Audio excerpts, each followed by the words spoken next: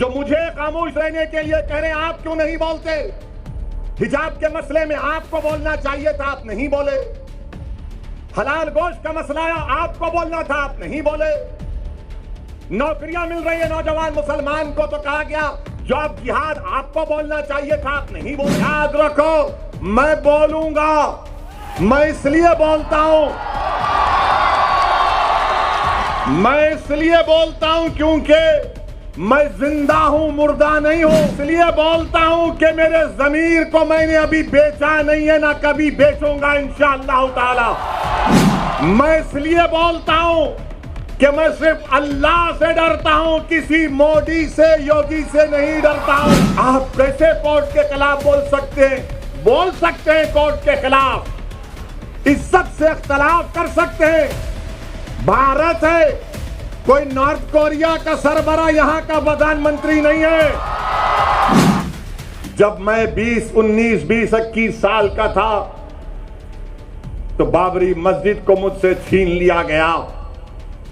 अब हम वही 19-20 साल के बच्चों की आंखों के सामने दोबारा मस्जिद को नहीं खोएंगे इंशाअल्लाह ताला। क्या आप तमाम लोग अहद लेते हैं कि हम कोई मस्जिद को नहीं खोएंगे? क्या आप अहद लेते हैं कि अब हम कोई मस्जिद को नहीं खोएंगे? अगर अहद लेते हैं तो हाथ उठाकर कहिए नारे तकबीर, नारे तकबीर।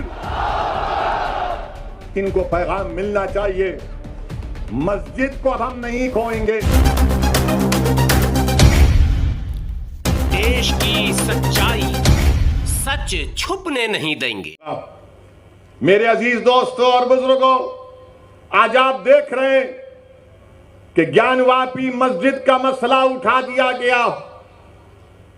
जब मैंने उस पर कहना शुरू किया तो फिर से उंगलियां उठाना शुरू कर दिए, तनकीद करना शुरू कर दिए कि आखिर तुम क्यों बोल रहे हो? तो फिर आप बोलो ना। जो मुझे खामोश रहने के लिए कह रहे हैं आप क्यों नहीं बोलते? हिजाब के मसले में आपको बोलना चाहिए था, आप नहीं बोले। हलाल गोश्त का मसला आया, आपको बोलना था, आप नहीं बोले। नौकरियां मिल रही है नौजवान मुसलमान को तो कहा गया जॉब जिहाद, आपको बोलना चाहिए था, आप नहीं बोले। अब मस्जिद का मसला आया तो हम जब दलाइल के साथ मस्जिद की बात करते हैं तो कहते हैं तुम क्यों बोल रहे हो? अरे याद रखो, मैं बोलूंगा, मैं इसलिए बोलता हूं, क्योंकि मैं जिंदा हूं, मुर्दा नहीं हूं।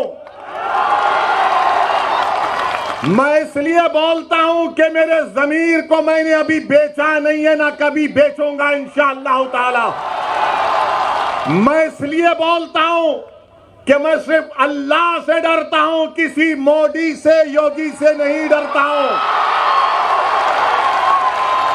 मैं इसीलिए बोलता हूं क्योंकि भारत का संविधान जिसको बाबा साहिब अंबेडकर ने बनाया, मुझे फ्रीडम ऑफ एक्सप्रेशन की इजाजत है और मैं खुलकर अपनी बात को रखना चाहता हूं।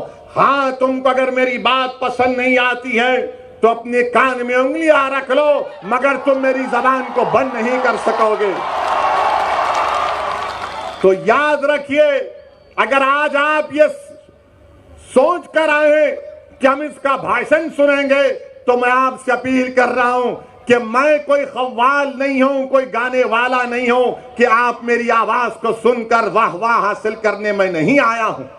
मैं इसलिए आया हूं और आता रहूंगा वडगाम को कि आप इस सरजमीन पर अपने एक सियासी लीडर को पैदा करिए, अपनी क़ियादत को मजबूत करिए गुजरात में। मेरे अजीज दोस्तों और बुजुर्गों, मस्जिद का मसला आया, मस्जिद तो मेरी है ना, मस्जिद तो मेरी है। और ज्ञानवापी मस्जिद के बारे में टीवी चैनल पर बहुत शाम में 6 बजे, रात में 9 बजे बैठकर ये बहुत दर्स देते हैं। ये हमको सिखाते हैं मस्जिद क्या है क्या नहीं है। मकसद क्या है कि बीजेपी को और तमाम इन पार्टियों को ये लोग बचाने का काम करते हैं। ज्ञानवापी मस्जिद क्या है? 1991 में हाई कोर्ट ने स्टे दे दिया, तो आप अक्टूबर 2021 में जाते हैं, वही मुतालबा करते हैं। लोअर कोर्ट फैसला देता, मैंने कहा उस फैसले की मैं मुखालिफत करता हूं, तो ये लोग डराते हैं मुझको। आप कैसे कोर्ट के खिलाफ बोल सकते हैं? बोल सकते हैं कोर्ट के खिलाफ, इज्जत से इख्तलाफ कर सकते हैं। भारत है, कोई नॉर्थ कोरिया का सरबरा यहां का प्रधानमंत्री नहीं है। हम बोले, टीवी चैनल वाले आकर हमसे पूछे, तुमने कहा कि 91 में पार्लियामेंट ने कानून बनाया जिसमें कहा गया कि 15 अगस्त 47 को जो मस्जिद और मंदिर थी वो वही मौक़िफ़ उसका रहेगा। अब आकर ये बोलते नहीं, सर्वे हुआ, वीडियोग्राफी हुई, तो आपको क्या तकलीफ है? हमको तकलीफ इस बात की है कि भारत के संविधान को कमजोर किया जा रहा है, सुप्रीम कोर्ट के फैसले को नजरअंदाज कर दिया जा रहा है। और अहमकों जो मुझसे सवाल कर रहे, वो 91 का सेक्शन 4 सब सेक्शन 2 पढ़ लो। सेक्शन 4 सब सेक्शन 2 साफ तौर से कहता है कि जो 15 अगस्त 47 को था वही रहेगा। मगर मेरे अजीज दोस्तों और बुजुर्गों, याद रखिए मेरी इस बात को, जब मैं 21 साल का था तो बाबरी मस्जिद को मुझसे छीन लिया गया। अब हम वही 19-20 साल के बच्चों की आंखों के सामने दोबारा मस्जिद को नहीं खोएंगे इंशाअल्लाह ताला।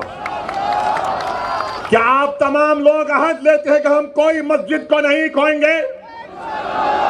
क्या आप अहद लेते हैं कि अब हम कोई मस्जिद को नहीं खोएंगे? तो अगर अहद लेते हैं तो हाथ उठाकर कहिए नारे तकबीर, नारे तकबीर।